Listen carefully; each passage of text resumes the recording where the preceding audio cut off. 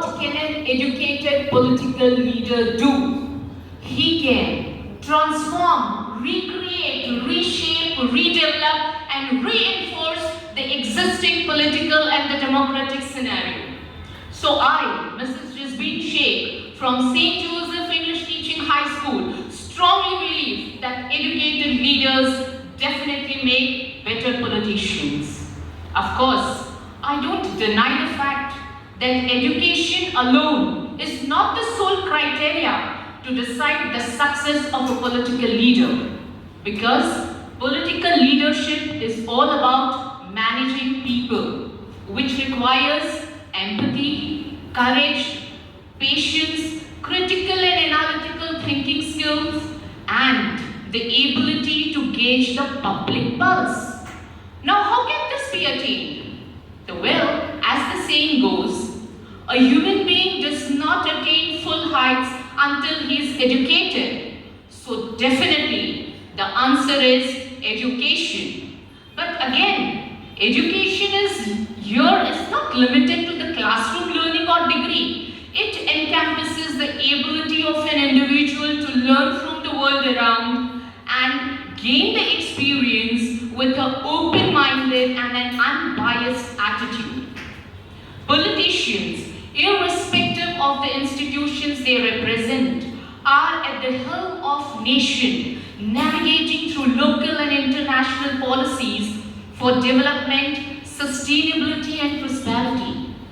They should have the capability to strategize, to understand, to assess and to comprehend the socio-political issues. Here I would give you the example of our late Prime Minister, Dr. Manmohan Singh. He was the Finance Minister of India in 1991 when India faced serious global crisis and the foreign reserves were dangerously low and the economy was about to collapse. He, the doctorate from the Oxford University in Economics, designed liberalization, globalization, privatization and boosted Indian economy and positioned India as a global player. I would also like to give example of our current Minister of Railways, Communication, Electronics and Telecommunications, Shri Ashwini Vaishnav. He's an IIT student from Kanpur. He hails an MBA degree from Pennsylvania University at USA. His work is also commendable. He has redeveloped and modernized our Indian Railways infrastructure, and the IT revenue growth has grown from $150 billion to $230 billion. So what our politicians do affect the present as well as the future generations. Their work has consequential effect and it impacts the life of all the citizens. Therefore, education plays a crucial role in molding the knowledge and intellect of our politicians, who will then become an important resource in the development of the nation. Thank you. Stabs his seniors. A teacher is badly injured because she has been shot at by a student. This is not a scene or a crime thriller. This is the news headlines. The headlines that you and I as educators are waking up to every day practically. Are we looking at a generation that is skilled with gadgets but not with gratitude? Are we looking at a generation that is skilled or filled with knowledge but not with kindness? Honored judges, respected Rotarians, fellow participants and friends, I feel privileged to be given a platform to talk on a burning topic: values versus skills. What should education focus on? This topic clearly reminds me of a saying by Aristotle. By educating the mind and not educating the heart is no education at all.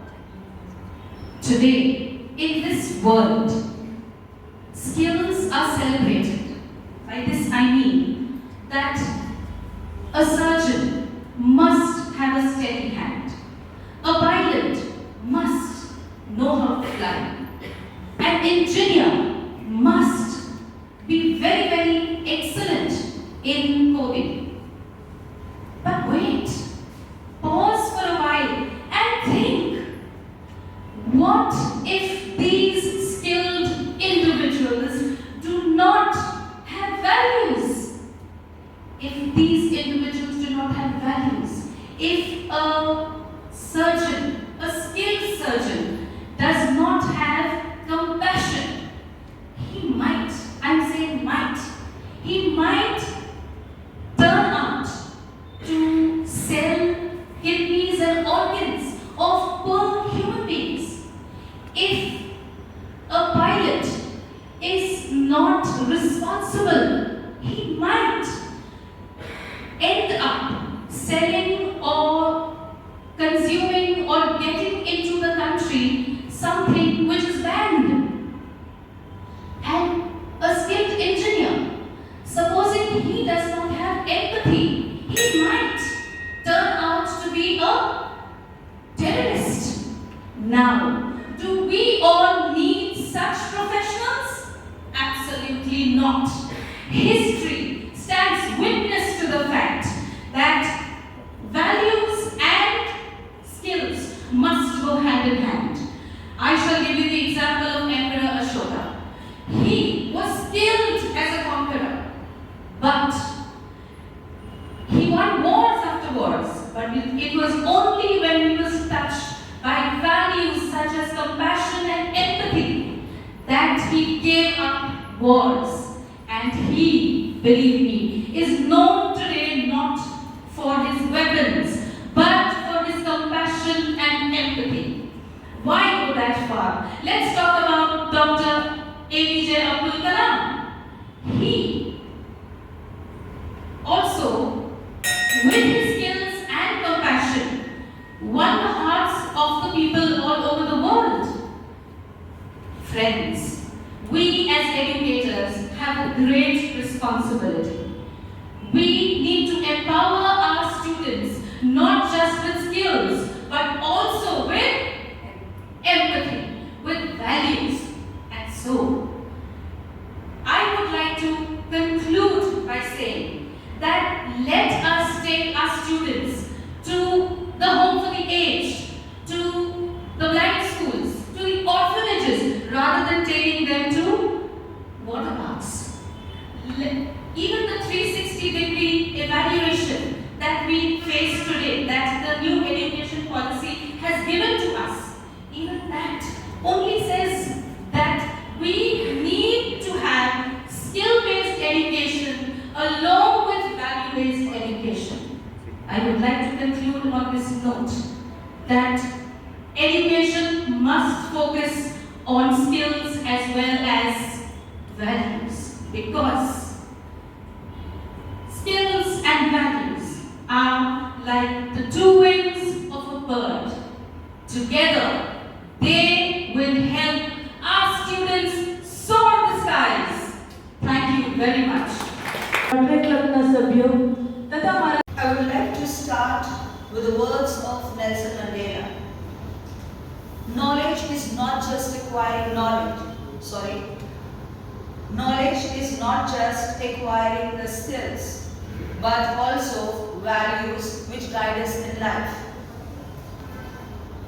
Respected judges, the members of the Rotary Club, and all my dear teachers. It is described that education is the passport for the future. But what's stamped on that passport? Values or skills? I, Miss Monica Almeida of St. Joseph Trinity High School, Valsad, is here to speak on the topic values versus skills. What should education focus on? When we say skills, skill, according to me, is adapting to various technologies, helping us to code, react, so many things, designing a bridge, building, decoding, so many things. But is that enough? When we speak about skills, let me give you an example of Kalpana Chawla. Very skilled into the aeronautics, and she went beyond her limits to the Earth's, crossed the Earth's limits. A rocket which she functioned, and now if that rocket is pointed in a wrong direction, let's pause for a while and think over this statement. Values are very important. Let me give you an example. Suppose a doctor who is lacking compassion. Are we going to go and surrender ourselves to the doctor? Or if a teacher full of moral values but not perfect in the subject, are we going to have students who are going to be perfect? Or an engineer who is going to cut his profit? Is that going to build a nation? Then, what should education focus on? It's neither the skill nor the values, but both together in harmony. Values and skills both are equally important. As skill is an engine, value is the steering wheel that guides us through the right way. Each one of us, especially the education system, is a way wherein we can mold our students with both these things. And therefore, it is a demand for the education system that we should incorporate skills and values during our lessons so that we prepare not just for the living but for a life worth living. Thank you. સાથે ઈમાનદારી શિક્ષણ સાથે ઈમાનદારી રાજકારણમાં લાવશે સુધાર.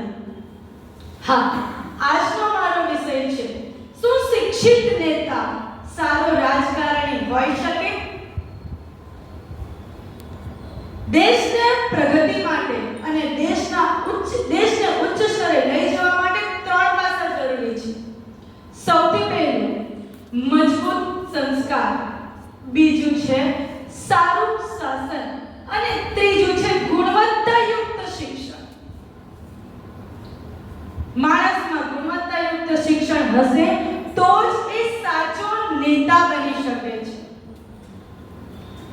અશિક્ષિત નેતા દેશને અધોગતિ તરફ લઈ જઈ શકે છે, ખોટી દિશા તરફ લઈ જઈ શકે છે. પરંતુ એક શિક્ષિત નેતા હશે ને તો એ રાજકારણ માટે આશીર્વાદ રૂપ નીવડશે. પરંતુ માત્ર શિક્ષણ જરૂરી નથી. એક શિક્ષિત નેતા શિક્ષણ જો એને સારું એવું મળે તો એ સમાજમાં જવાબદાર અને સમજદાર વ્યક્તિ તરીકે ઊભો થઈ શકે છે અને એક સાચા અર્થમાં એ રાજકારણી બની શકે છે. એટલું જ નહીં, આજે આપણે શિક્ષણના કેટલાક મહત્વના પાસા તરફ ધ્યાન દોરીએ તો સૌથી પહેલું એક શિક્ષિત નેતા હશે ને તો એ ભ્રષ્ટાચારને દૂર કરશે. બીજું કે ગરીબ અને સમાજના હિત માટે કાર્ય કરશે. ત્રીજું કે શિક્ષણ કાયદાનું શિક્ષણ ચાલશે અને લોકોને કાયદાનું જ્ઞાન મળશે. આપણા ઇતિહાસ તરફ નજર કરીએ તો ડોક્ટર એપીજે અબ્દુલ કલામ કે જેમણે આપણને વિજ્ઞાન આપ્યું અને એ સાથે તેઓ રાષ્ટ્રપતિ પણ બન્યા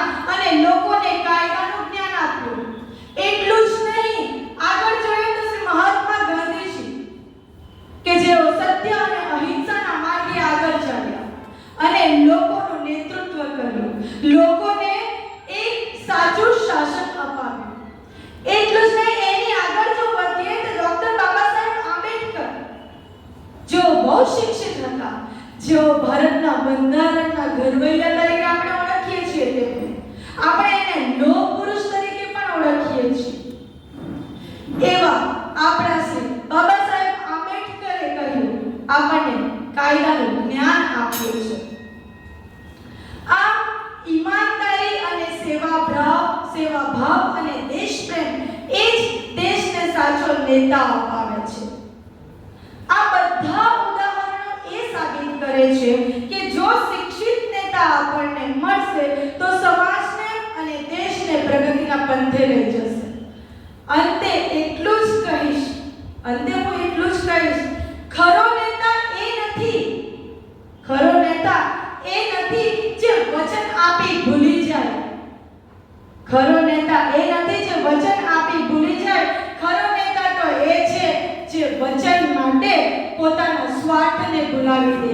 ખરો નેતા એ નથી જે પોતાના નામ માટે કામ કરે. ખરો નેતા એ છે જે પોતાના કામ માટે પોતાનું નામ અમર કરી જાય. અસ્તુ.